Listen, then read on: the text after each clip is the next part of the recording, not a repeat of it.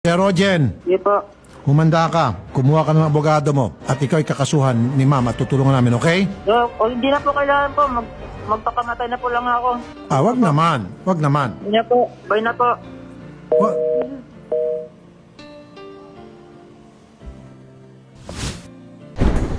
So, good day, another vlog na naman tayo mga kabong.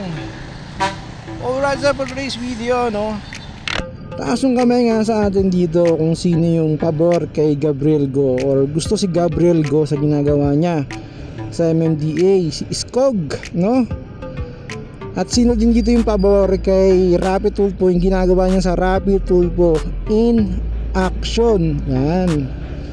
So nabalitaan nga natin, no, si Gabriel Go pinagbawalan na mag-vlog, no, dahil may isang iyaking pulis na kapitan ang ranggo na nakuna ng video na nahuli na naka-uniforme in time of duty yan, naka-illegal parking, tapos di umano binuli or in-splice daw yung video ni Gabriel Go, no? Kaya nagdemanda ng cyber libel yata yung kinaso. So ito naman si MMDA pinagbawalan nga, no, si Gabriel Go or pati si Dada ko dun sa operation nila MMDA, no? Which is sad, napakasad ng na yan, ng balita na yan. Bakit? Ang ganda-ganda ng ginagawa ni Gabriel Go, no? Kahit sino pa yung kahit sino pa yung bangkain may napanood niya sa kanyang operation, no? Yung illegal parking, yung judge yata yun, babae, judge. Wala, di pinagbigyan. Karga, di ba? May isa pa doon, yung retired police. Karga rin. Diba pag kasi yung kay Gabriel Go kasi, talagang policy talaga. Ano yung policy? Kung illegal parking yan, tulad dito, no parking anytime, dami nakapark. So, siguro pag nandito si Gabriel Go, si Iskog, wala yan, bit lahat yan, no? Pero kasi nga yung police humingi ng saklolo sa Napolcom. Ito naman si Napolcom, syempre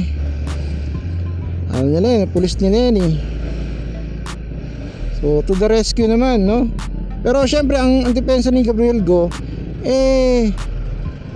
binuli din yung tao niya, di ba?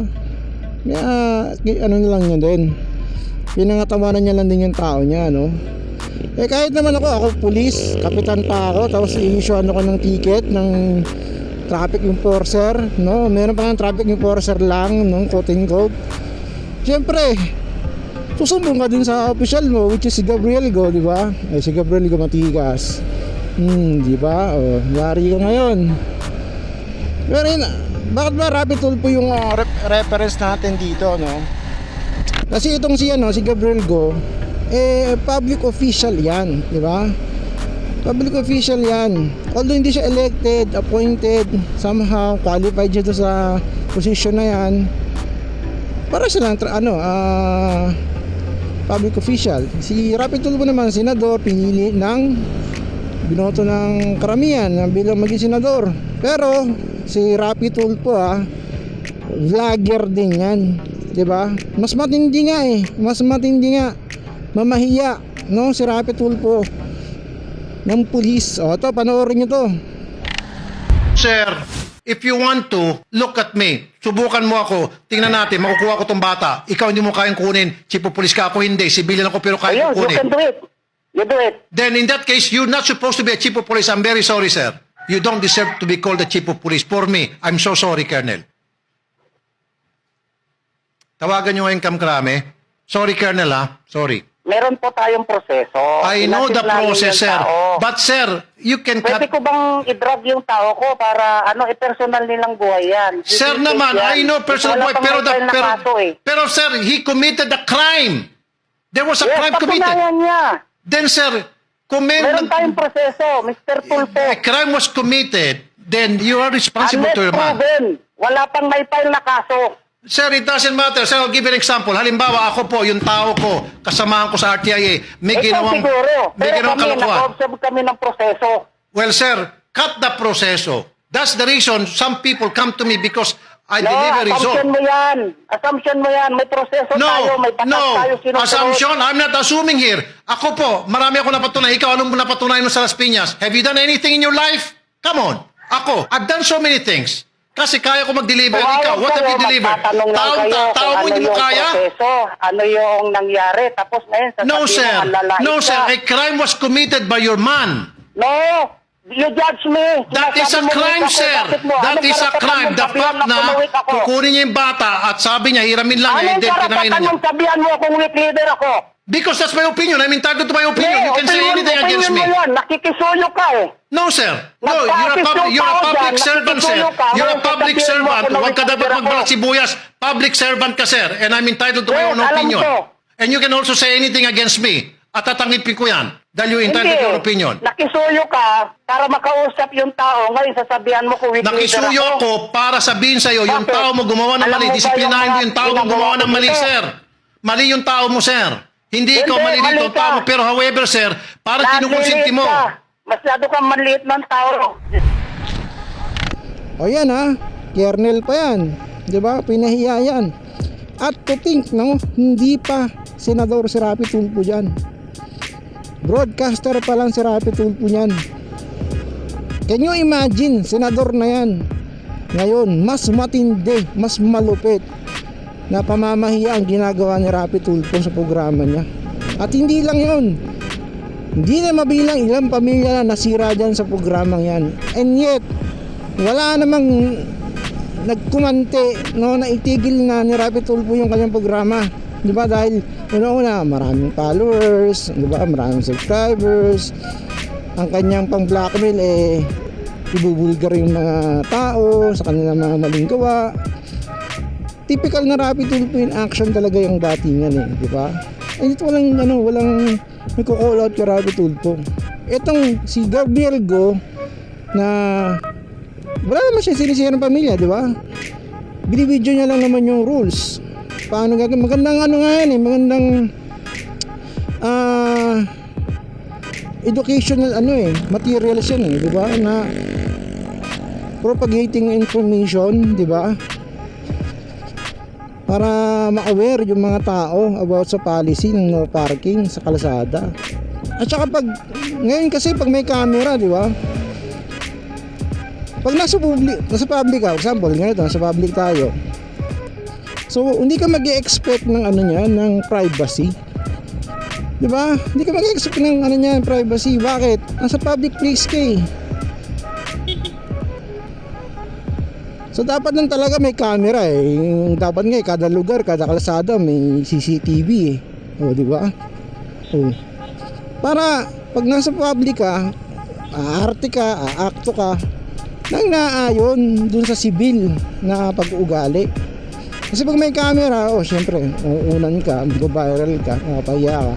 Sa public yan Pero sa Rapi Tulfo in action kasi iba eh. Mga personal na problema na pinapublicize, no? At hindi lang yung usaping kita, no? Sinasabi ng iba, yung Dadako daw, no? Si Dadako, na yung vlogger na kasama lagi sa operation kumikita. How much ba si Rapi Tulfo, di ba? How much more si Rapi Tulfo? Mas di hamak na kumikita si Rapi Tulfo sa programa niya. Bro, yung ba naman yung mga baho ng pamilya, pamamahiya sa mga public official, di ba? Tatago talaga sa views yan. Ngayon, sino pabor sa inyo, no? Na i-call out din dapat si Rapi Tulfo sa kanyang pamamahiya, no? Sa mga public officials, sa pagbubunyag ng mga baho ng pamilya dyan. May magsasabi naman dito, may magko-comment, yung mga complainant naman ang lumalapit yun na nga, no? Kung wala Rapi Tulfo in action, di walang maglalapitan, di ba? Dapat kinukul out talaga si Rapi Tulfo na wag nang i-broadcast yung mga problema ng pamilyang Pilipino sa pagkakitaan pa, no? So ikaw, anong mo diyan? Anong take mo dito sa Gabriel Go and Rapi Tulfo na na vlog na si Gabriel Go pinagbawal, di ba? Maganda nga sa MMDA, naka-live pa nga dapat yan di ba? O example na lang, no? Senate, tsaka sa Congress, naka-live yung kanilang hearing, di ba? Magmura ka doon, magalit ka doon, capture ka doon. Walang walang kawala kasi function mo yun as a public servant eh, di ba? Oh. Bakit yun? Hindi nila sinisilip. Oh, di ba? Sinisilip niya si Gabriel Go, MMDA. Wala eh. Dito nga sa mundo ng kung sino yung gumagawa ng tama, no? Sila yung iniipit.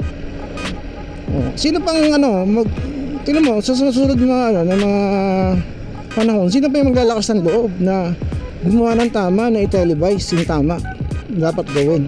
Oh. Kung ganyan lang din gagawin, bagat tutsugihin agad, di ba?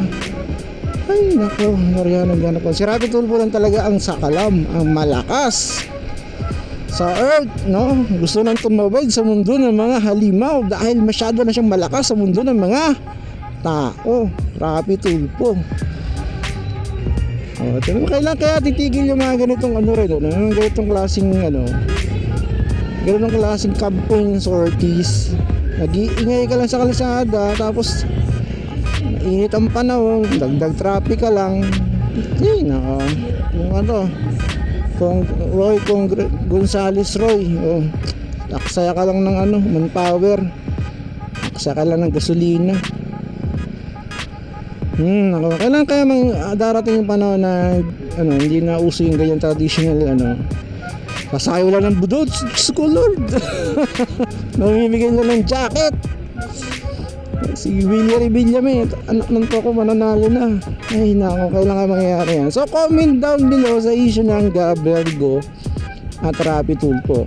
Sino dapat ang hihinto ang programa? Si Iskog ba o ang RTIA? Comment down below. Please lang, comment down below. Nako. Ang init ng panahon. Yung mga ordinaryong mga tao, lalakad lang, masaya. Nagjowa. Ayan, hindi ka ma-expect ng privacy dito sa sa public place. Makukuna ka talaga ng camera dito, di ba? So yun lang kung gusto mo yung content for the day, consider to subscribe habang nag-traverse tayo dito sa traffic. And of course, share this video and comment down below sa ating opinion sa viewers. See you in the next video. Alright.